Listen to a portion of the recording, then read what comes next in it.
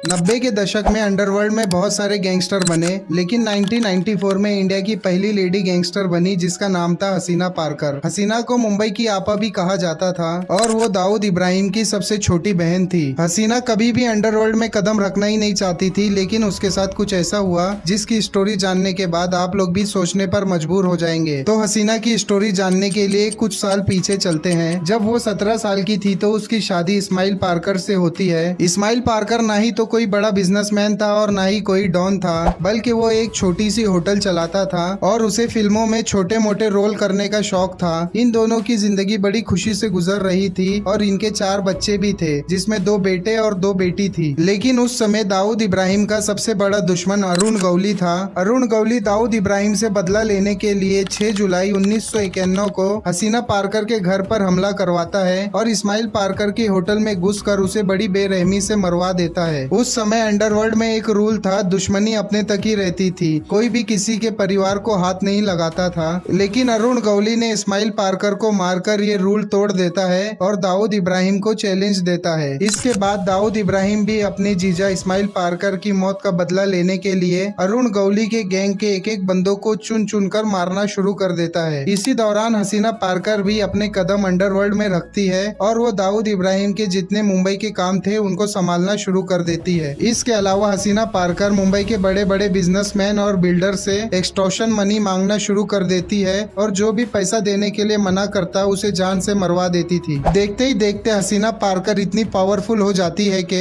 मुंबई में private building बने या सरकारी, सबसे पहले हसीना पारकर की इजाजत ली जाती थी और उसका हिस्सा उसके घर पर पहुंचाना होता था। 2006 में जब स्लम डेवलपमेंट अथॉरिटी इंडिया में शुरू होती है तो हसीना पारकर भी इस बिजनेस पर उतरना चाहती थी। वो वडाला में एक प्रोजेक्ट शुरू करना चाहती थी जिसके लिए उसे 1 करोड़ रुपए की जरूरत होती है। एक बिल्डर जिसका नाम जय शाह था वो हसीना पारकर को 1 करोड़ रुपए देता है और काम शुरू करने के लिए कहता है, लेकिन किसी वजह से ये प्रोजेक्ट पूरा नहीं होता तो जय शाह अपने पैसे वापस मांगता है। तो हसीना पारकर उसे सिर्फ 70 लाख रुपए ही वापस देती है और बाकी का 30 लाख अपना कमीशन बोलकर रख लेती है। जय शाह के कई बार पैसे मांगने के बाद भी हसीना उसे पैसे वापस नहीं देती तो उसे मजबूरी में पुलिस स्टेशन जाना पड़ता है, लेकिन पुलिस भी हसीना पारकर के खिलाफ केस लेने से सीधा मना कर देती है। तो जय शाह मुंबई के क्राइम ब्रांच के डीआईजी के पास चले जाता है, जहां हसीना पारकर के ऊपर जिंदगी में पहली बार एफआईआर होती है। जब पुलिस हसीना को पकड़ने के लिए उसके घर जा रही थी तो उसे पहले से खबर मिल जाती है और वो वहां से फरार हो जाती है। हसीना जिंदगी में एक ही बार कोर्ट गई, जहां से वो बड़ी आसानी से बाहर भी निकल जाती है। अगर आप लोगों को हसीना पारकर की स्टोरी पर एक फुल वीडियो चाहिए तो कमेंट कीजिए।